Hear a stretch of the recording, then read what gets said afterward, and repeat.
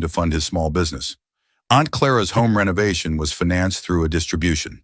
Vanessa's lifestyle, of course, was propped up by automatic monthly transfers. Everyone benefited, and everyone forgot one critical detail. The collateral anchor for the entire portfolio was a single trust fund. My trust fund, a $35,000 account that my late grandfather had set up for me when I was 12.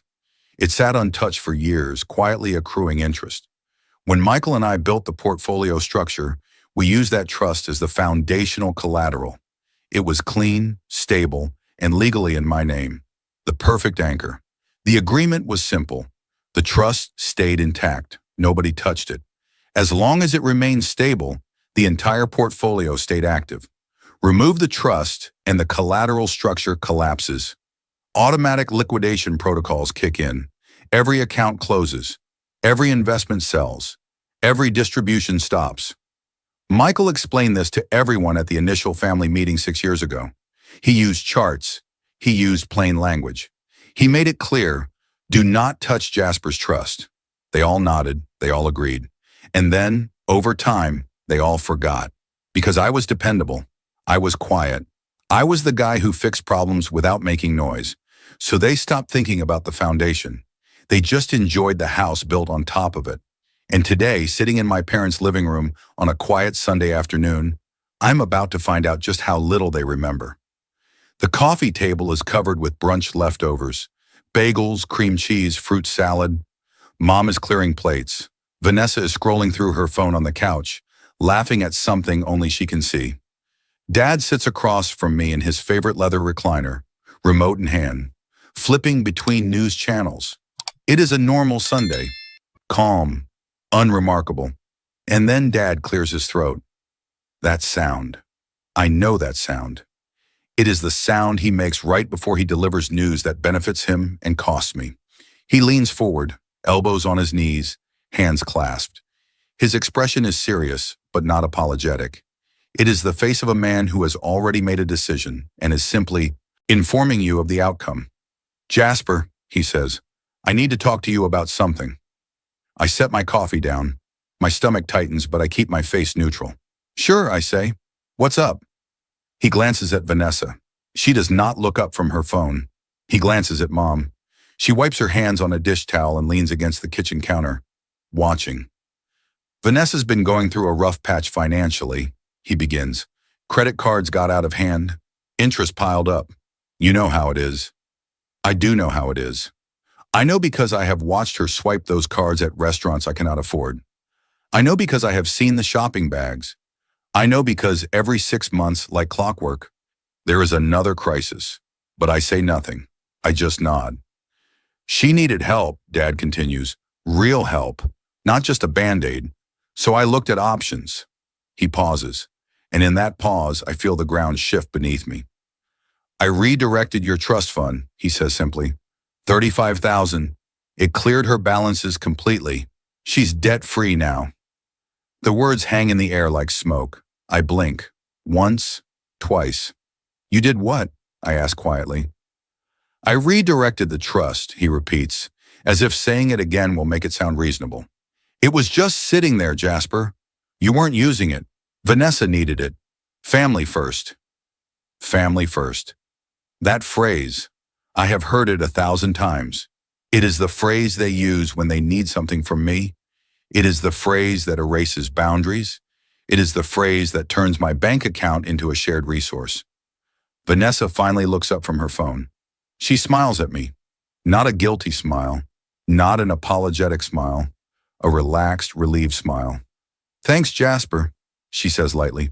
You're a lifesaver. Mom nods from the kitchen. It was the right thing to do, she adds. You've always been so good about helping out. I sit there, staring at the three of them. My father, who just casually announced he raided my inheritance. My sister, who thinks this is normal. My mother, who is already moving on to the next topic. And I realize something. They do not see me as a person. They see me as a resource, a vault, an ATM with no PIN required. But what they do not know, what none of them remember, is that the trust they just emptied was not just an account. It was the collateral anchor for an $890,000 investment portfolio. The one that funds Dad's mortgage support, the one that generates Mom's retirement income, the one that keeps Uncle Grant's business afloat, the one that pays Vanessa's monthly lifestyle stipend. By removing that $35,000 trust, my father just triggered a liquidation protocol that will collapse the entire structure within 48 hours. But I do not tell them that. Instead, I smile. It is a small smile, calm, almost serene. All right, I say softly.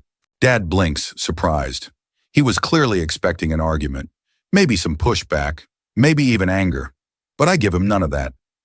All right, he repeats, uncertain. Yeah, I say, picking up my coffee again. All right. Vanessa grins wider. See? I told you he'd be cool about it. Mom exhales, relieved. I'm glad you understand, honey. Dad leans back in his recliner, visibly relaxed. Crisis averted. Problem solved. Jasper stays quiet as always. I take a sip of my coffee. It is lukewarm now, but I do not care. Because in about 40 minutes, my cousin Michael is going to walk through that front door, and he is going to ask a very specific question, a question that will shatter the calm in this room like a sledgehammer through glass. And when that happens, I am going to sit right here.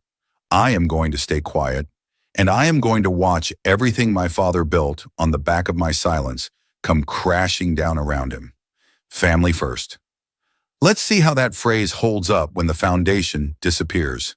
The conversation moves on. Dad turns the TV volume up, some financial news segment about market volatility. Vanessa goes back to scrolling. Mom returns to the kitchen, humming softly as she loads the dishwasher.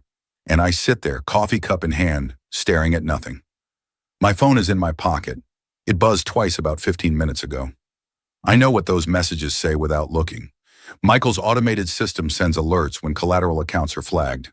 The first message is a warning. The second is a confirmation that liquidation protocols are initializing. By tomorrow morning, every account in that portfolio will be closed. Every investment will be sold. Every automatic transfer will stop. Every dividend will disappear. Dad's mortgage support? Gone. Mom's retirement income? Gone. Uncle Grant's business loan? Gone. Aunt Clara's home renovation fund? Gone. Vanessa's monthly lifestyle stipend? Gone. All of it, simultaneously, quietly, permanently, and the only person who can stop it is me. But I am not going to. I could call Michael right now. I could ask him to halt the process. I could explain that it was a mistake. I could beg him to give me 48 hours to fix it. But I am not going to do that either, because this is not a mistake. This is a choice. My father made a choice. He chose to take something that was not his. He chose to ignore the one rule that held everything together. He chose to treat me like a wallet instead of a son. And now he is going to learn what happens when you pull the wrong thread. I think back to the last 20 years. All the times I wired money without hesitation. All the times I co-signed loans I knew would default. All the times I paid for dinners, trips, emergencies, and luxuries that were never mine to enjoy. I think about the gaming console they sold when I was 16. Think about the $12,000 I lent for Vanessa's tuition that was never repaid. I think about my condo purchase being overshadowed by Vanessa's engagement announcement. I think about every birthday where my gift was an afterthought. Every holiday where I was thanked last. Every family photo where I stood on the edge of the frame. And I realized something. I have been invisible for so long that they forgot I was holding the entire structure together. They forgot that dependable does not mean disposable. They forgot that quiet does not mean powerless. They forgot that I am not just the guy who fixes things. I am the guy who built the foundation they are all standing on. And today, I am stepping back. I finish my coffee. It is cold now, bitter at the edges. I set the cup down on the side table and stand. I'm going to step outside for a bit, I say. Nobody looks up. Dad is absorbed in the news. Vanessa is texting someone. Mom is scrubbing a pan. I walk through the kitchen, past the fridge covered in family photos, past the calendar marked with Vanessa's upcoming birthday party, past the bulletin board with reminders about bill due dates.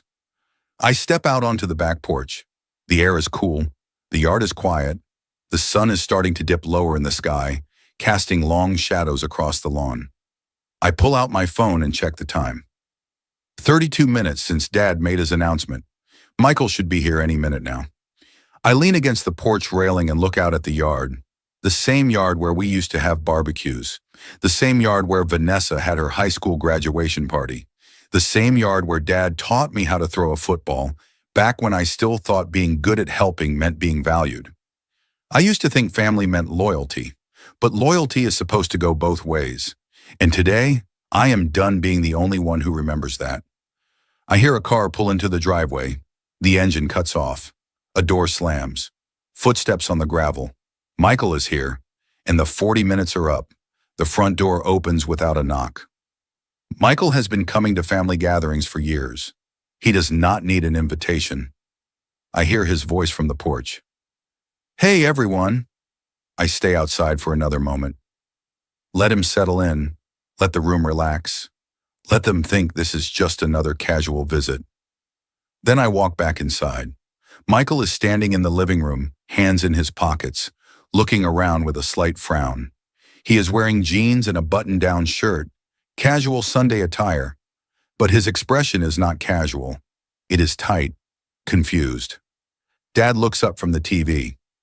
"Michael, good to see you." Mom waves from the kitchen. "Want some coffee?" Vanessa barely glances at him. Michael does not answer any of them. His eyes find me. "Jasper," he says slowly, "can I talk to you for a second?" I nod. "Sure." But before I can move toward him, he continues. "Actually," he says, looking at Dad now, "this might involve everyone." Dad mutes the TV. Mom steps into the living room, dish towel still in hand. Vanessa finally puts her phone down. Michael takes a breath, and then he asks the question that changes everything. "Why is the account I put in your name suddenly empty?" The room freezes. Dad's face shifts. Confusion first, then realization, then something close to panic. "What account?" he asks, his voice careful. Michael pulls out his phone, taps the screen a few times and holds it up.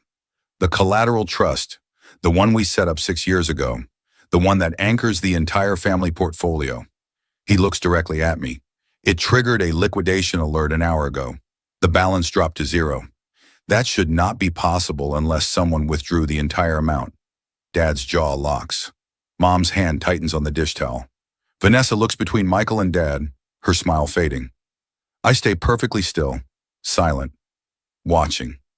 Michael continues, his voice steady but edged with worry. "If that account is empty, the collateral structure collapses. The portfolio liquidates automatically. Every account closes. Every investment sells. Every transfer stops." He looks at Dad again. "Did something happen to the trust?" The silence is suffocating. Dad opens his mouth, closes it, opens it again. "I redirected it," he finally says, the words barely above a whisper. Michael stares at him. "You did what?" "I redirected it," Dad repeats, louder now, defensive. "Vanessa needed help. The money was just sitting there." Michael's expression goes blank. Then his face drains of color. "You touched the collateral trust," he says slowly, like he is trying to process something impossible. "The one I told you 6 years ago not to touch. The one I explained in detail was the anchor for the entire portfolio." Dad stands up from his recliner. "It was $35,000. It is not that big of a deal." Michael laughs. It is a sharp, humorless sound. "Not that big of a deal?" he repeats. "That $35,000 was collateral for an $890,000 portfolio. Your mortgage support? That is in the portfolio. Your retirement income? That is in the portfolio. Uncle Grant's business loan? That is in the portfolio. Aunt Clara's renovation fund? That is in the portfolio." He pauses, letting the weight of his words settle. "You just wiped out the entire family's financial stability in one move." Mom drops the dish towel. Vanessa goes pale. Dad sways slightly, gripping the back of his recliner for support. And I stand there, arms crossed, watching the moment they all realize what they have done. Michael turns to me, his voice tight. "Jasper, did you authorize this?" I meet his eyes and I lean forward slightly, just enough that everyone in the room can hear me clearly. I say 2 words. "Collateral liquidation." Michael closes his eyes. He nods once, slowly, and then he turns toward the door. I need to make some calls, he mutters. This is going to get bad, fast. He walks out, and Dad, for the first time in my life, looks at me with something close to fear. The front door closes behind Michael. The sound echoes through the house. For a long moment, nobody moves, nobody speaks. And then Dad turns to me. Fix this, he says. Not a request, a command. I tilt my head slightly, studying him. Fix what? His face reddens. You know what? Call Michael. Tell him it was a mistake. Tell him to reverse it. I do not move. Why would I do that? I ask calmly. Because you are family, he snaps. Because this affects all of us. Interesting, I say, my voice level. Family. That is the same word you used when you took my trust fund without asking. Mom steps forward, her voice shaking. Jasper, please. This is not the time to be petty. Petty? The word lands like a slap. Petty, I repeat, tasting the word. You think this is petty? You are angry, she says quickly. I get it, but you can't punish the whole family because you are upset. I laugh. It is a low, bitter sound. Punish? I say. Mom, I did not do anything. Dad did. He took the one thing I told him not to touch. The one thing Michael told him not to touch. And now he is facing the consequences. Vanessa finally speaks, her voice high and panicked. But I did not know. I did not know the money was connected to anything. I look at her, really look at her. She is terrified. Good. You did not ask, I say simply. You just took. Jasper, Dad says, his voice dropping to something dangerous. If you do not fix this, we lose everything. We? I ask, raising an eyebrow. Or you? His jaw tightens. What is that supposed to mean? It means, I say, stepping closer, that I am not part of this collapse. My finances are separate. My accounts are untouched. My investments are independent. You built your stability on my foundation, and when you decided that foundation did not matter, you destroyed your own house. Mom is crying now, quiet tears streaming down her face. How can you be so cold? Cold. Another word that stings. But I do not flinch. I am not cold, I say quietly. I am done. Dad takes a step toward me, his voice rising. You do not get to walk away from this family. Yes, I say, my voice cutting through his anger like ice. I do. I turn toward the door, and as I reach for the handle, Dad's voice cracks behind me. Jasper, wait. I stop. I do not turn around. I just wait. Please, he says, and the word sounds foreign in his mouth. Do not do this. I look over my shoulder.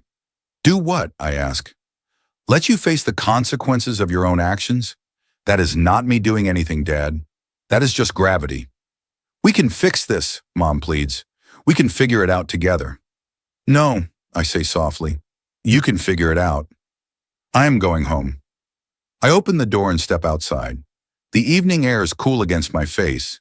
The sun is setting, painting the sky in shades of orange and pink. The driveway is empty except for my car and Michael's sedan parked at the curb. Michael is leaning against his car, phone pressed to his ear. He sees me and holds up a finger. Wait. I walk over and stand beside him, hands in my pockets, staring out at the quiet suburban street. He finishes his call and lowers the phone, exhaling slowly. It is done, he says. Liquidation started 20 minutes ago.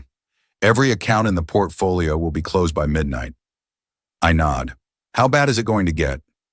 He looks at me, his expression grim. Your dad's mortgage support stops immediately. He has maybe 2 months before the bank starts calling. Your mom's retirement distribution stopped tonight. Uncle Grant's business loan defaults in 72 hours. Aunt Clara's renovation fund is gone. Vanessa's stipend ends now? He pauses. And there is nothing anyone can do to stop it. The system is automated. Once it starts, it finishes. I nod again, calm. Good, I say. Michael and I stand in the driveway for another minute, not speaking, just breathing, letting the weight of what is about to happen settle over us. Inside the house, I can hear raised voices. Dad is yelling. Mom is crying. Vanessa is shouting something about calling a lawyer. But out here, it is quiet. They are going to call you, Michael says, pocketing his phone. Tonight, tomorrow, all week. They are going to beg. They are going to guilt trip you. They are going to threaten. I know, I say. And you are ready for that? I look at him. I have been ready for this my entire life. He nods slowly. Then he reaches into his car and pulls out a leather folder. He hands it to me. What is this? I ask. Documentation, he says. Every transaction, every agreement, every signed form from 6 years ago when we set up the portfolio. If they try to claim you sabotaged them or that this was your fault, you have proof that they were warned. I open the folder. Inside are printed emails, signed contracts, meeting notes, all of it time-stamped, all of it clear. Do not touch the collateral trust. It is written in at least a dozen places. Thank you, I say, closing the folder. Michael claps me on the shoulder. You did nothing wrong, Jasper. Remember that. He climbs into his car, starts the engine, and drives away. I stand there for a moment longer, holding the folder, watching the taillights disappear down the street. Then I hear the front door open behind me. I do not turn around. Jasper, Dad's voice, strained, desperate. I stay facing the street. I need to make some calls, he says. I need to talk to the bank. I need to talk to Michael. I need to fix this. Good luck, I say flatly. Jasper, look at me. I do not move. Damn it, look at me. I turn, slowly. He is standing on the front porch, phone in hand, face pale. Behind him, Mom and Vanessa hover in the doorway, watching. This is not over, Dad says, his voice shaking with anger and fear. I will fix this. You can try, I say. I mean it, he snaps. I will call the bank. I will talk to lawyers. I will figure out a way to reverse this. I do not respond. I just watch him. He lifts his phone and steps off the porch, walking toward the side yard, already dialing. I hear his voice echo across the lawn. Yes, this is Thomas Reed, account number 7739. I need to speak to someone about a collateral issue. A pause. What do you mean the account is closed? No, listen to me. There has been a mistake. Another pause, longer this time. Liquidation? No, you do not understand. I need that account active. My mortgage support runs through that account. His voice rises. I do not care what the automated system says. Get me a supervisor. I watch him pace back and forth in the side yard, phone pressed to his ear, gesturing wildly with his free hand. Mom steps onto the porch, wrapping her arms around herself. Is there really nothing you can do? I meet her eyes. There was something I could have done. An hour ago, before the system activated. And now? Now it is out of my hands. She looks down, tears streaming silently. Vanessa appears beside her, mascara smudged. Jasper, please, I did not mean for this to happen. I know, I say, but it did. So you are just going to let us fall apart? She asks, her voice breaking. No, I say calmly. I am going to let you figure out how to stand on your own. Dad's voice cuts through the evening air again, louder now, angrier. I do not care about your protocols. I need that money restored. He listens for a moment, then his face goes slack. 48 hours? He repeats quietly. Everything is gone in 48 hours? He lowers the phone slowly, stares at it. Then he looks at me. I hold his gaze. He opens his mouth to say something, closes it, opens it again, and then his phone rings. He glances at the screen. His face goes whiter. It is Uncle Grant, he mutters. He answers.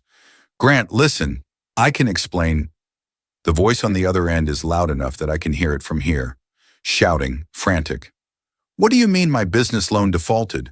What do you mean the account is closed? Dad closes his eyes. Grant, there was an issue with the portfolio. I am trying to fix it. Fix it? Fix it? Thomas, that loan was the only thing keeping my shop open. If it defaults, I lose everything. I know. How did this happen? Dad looks at me, and in that moment I see the realization cross his face. He knows. He knows exactly how this happened, and he knows there is no way to undo it.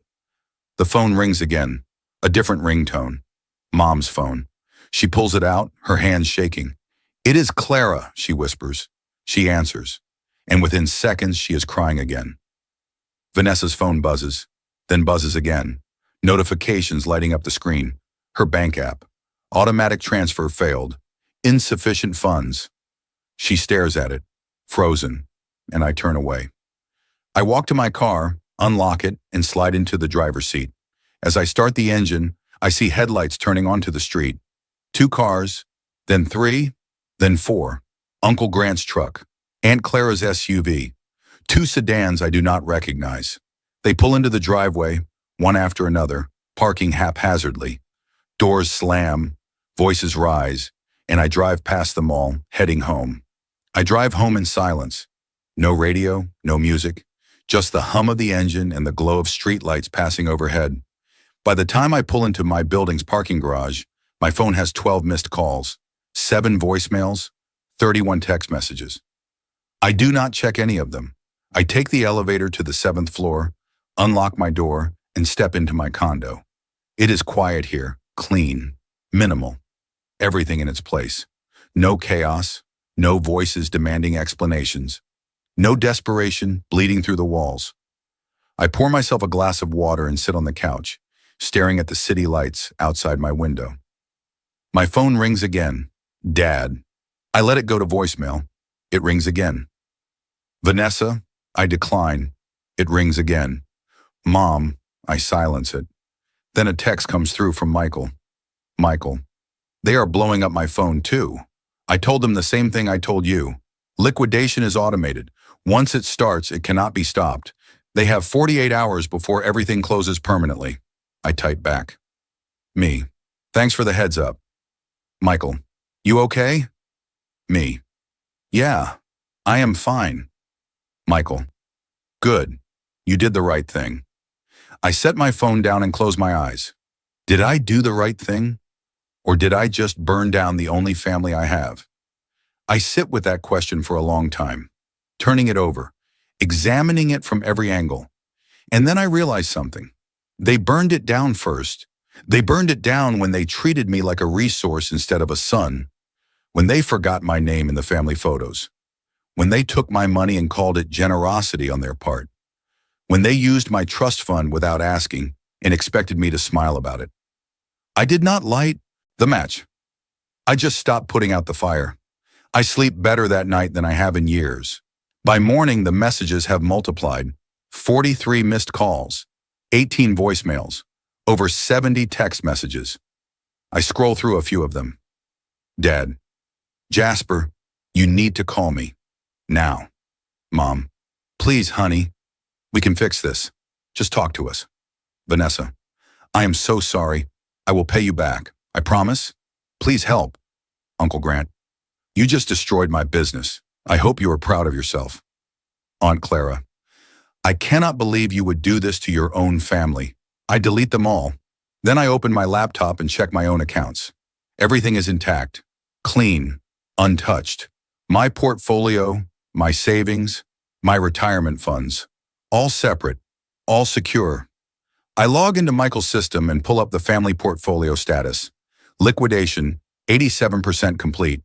Accounts closed, 14 of 16. Remaining time, 9 hours. I close the laptop. At noon, there is a knock on my door. I check the peephole. It is Dad. He looks terrible, unshaven, eyes red, shirt wrinkled. I open the door but do not invite him in. We need to talk, he says. No, I say calmly. We do not. Jasper, please. I made a mistake. I admit it. But you can still fix this. No, I say again. I cannot. You can, he insists, his voice breaking. You can call Michael. You can stop the liquidation. You can... I can do nothing, I interrupt. The system is automated. Michael explained that. I explained that. It is done. His face crumples. We are going to lose everything. Yem, I say. You are.